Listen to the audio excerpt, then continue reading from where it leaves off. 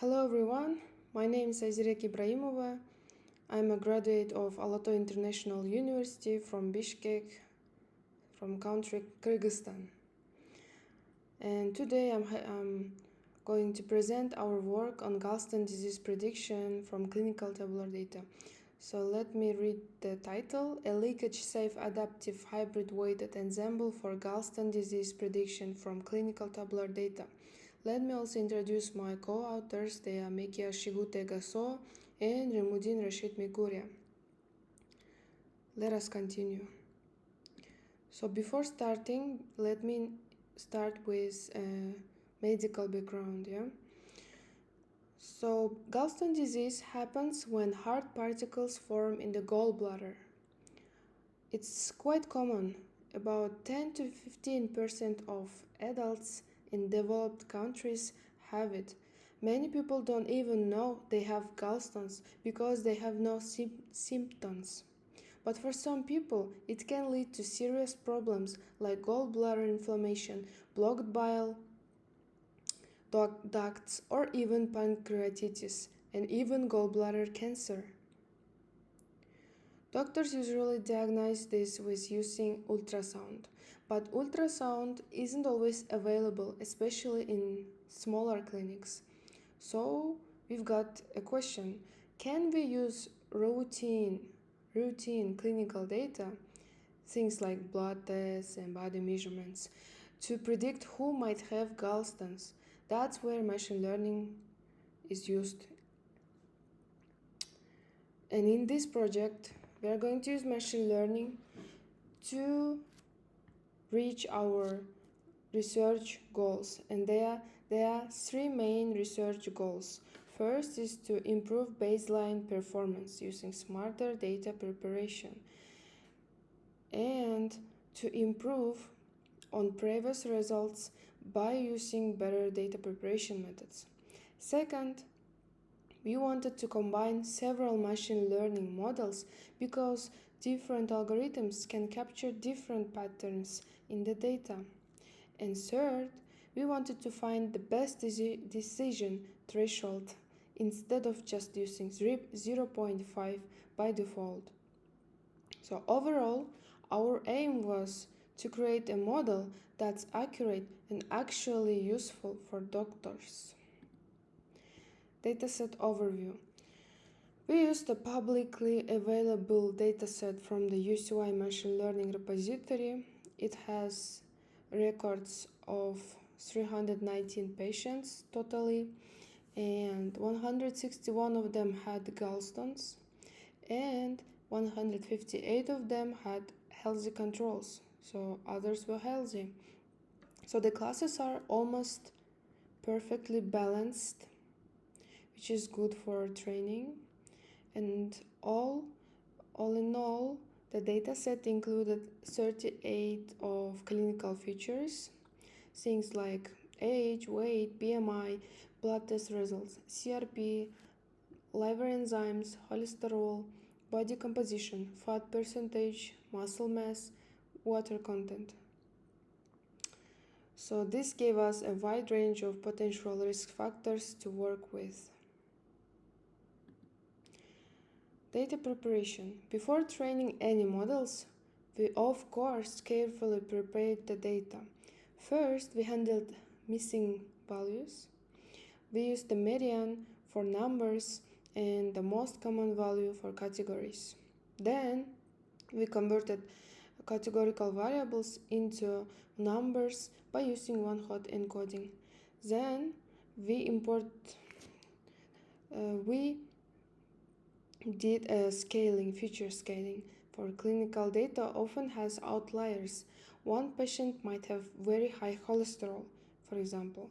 Instead of standard scaling, we used something called robust scaler. It used the median and the interquartile range, so it's not affected by outliers. This makes our results more stable.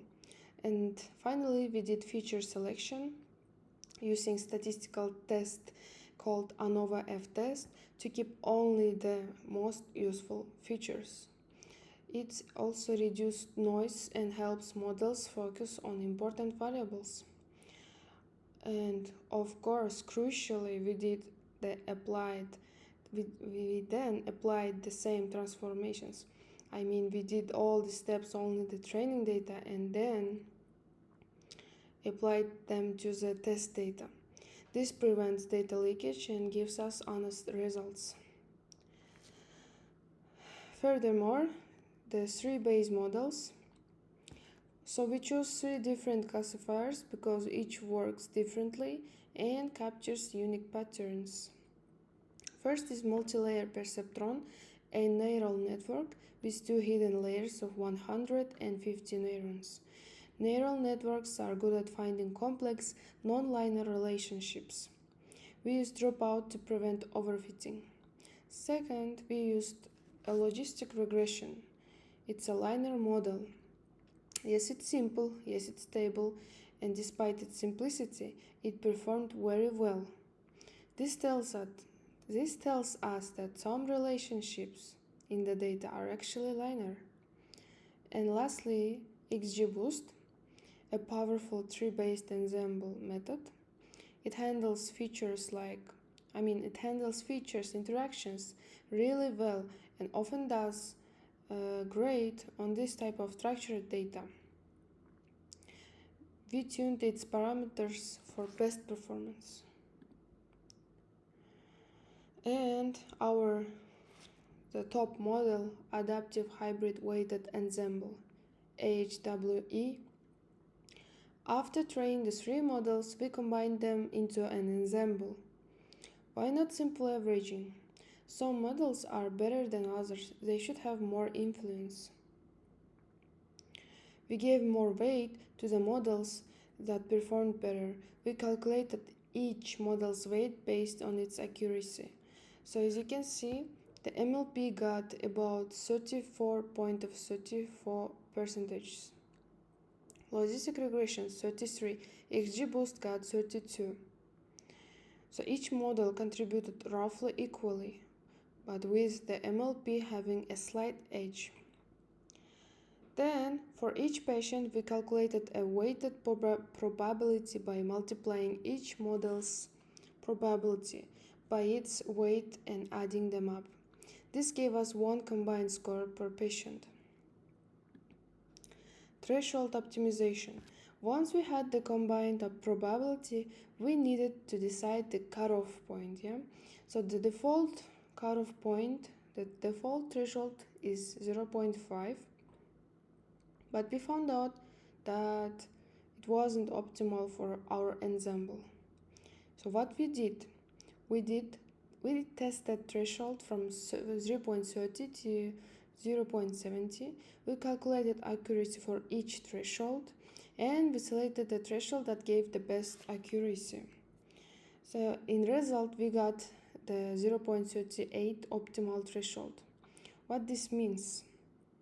Our combined probabilities were too conservative. Lowering the threshold helped us catch more true positive cases without increasing false positive too much. Individual model performance. So we evaluated all in all 10 models individually, and here are the key results. As you can see, MLP got the highest accuracy of 89.06% among all 10 models. Then logistic regression 85, XGBoost for 84, and other models got a lower percentage of accuracy.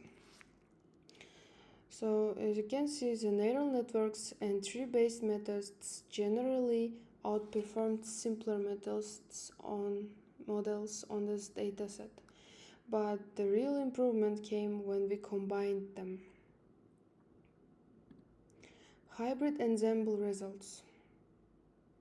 Here is where it gets very exciting because our adaptive hybrid weighted ensemble achieved 90.82% of accuracy.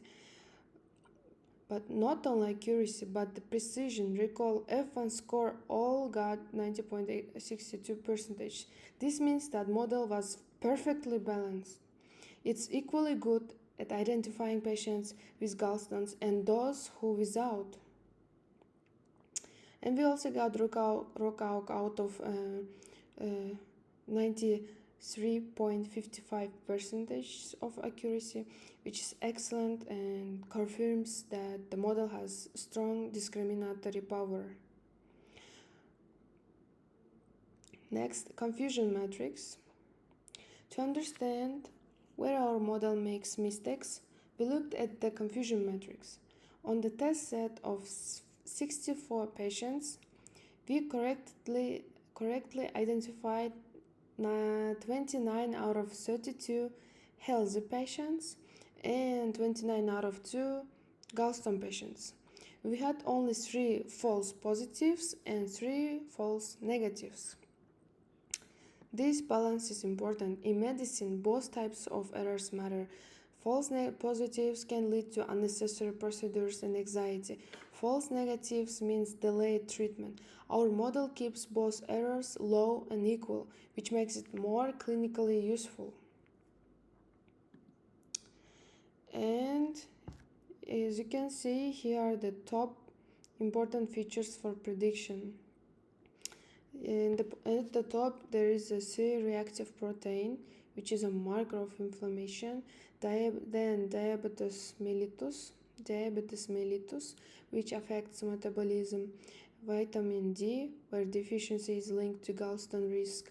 Body composition measures like weight, BMI, and obesity. Percentage.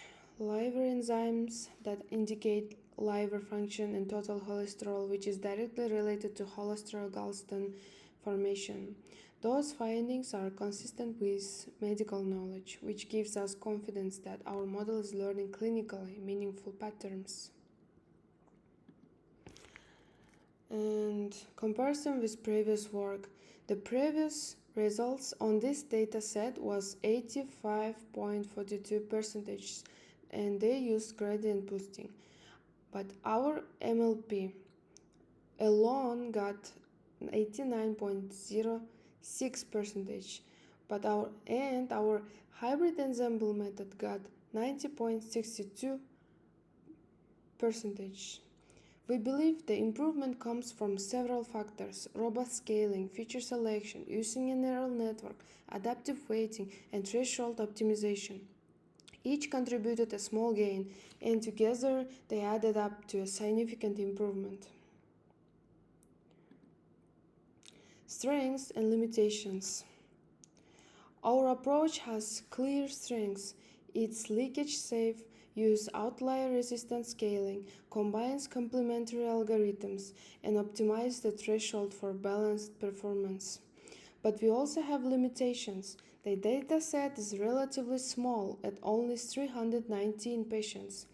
It comes from a single source, so the model may not generalize to other populations without retraining. And while feature importance gives some insights, the ensemble itself is less interpretable than a single decision tree.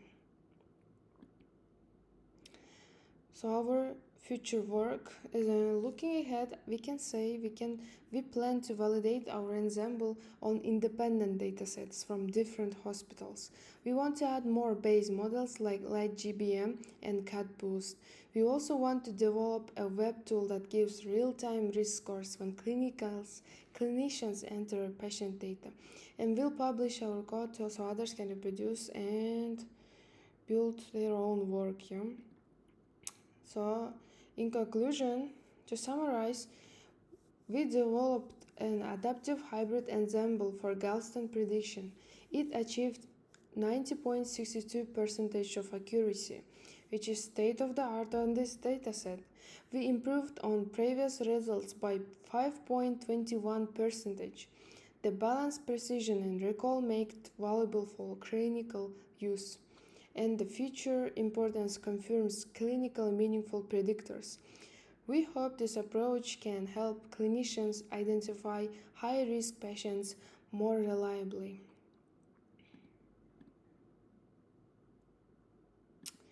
So that's all. Thank you for your attention, and if you have any questions, I'm happy to answer. You can contact me by this information about me.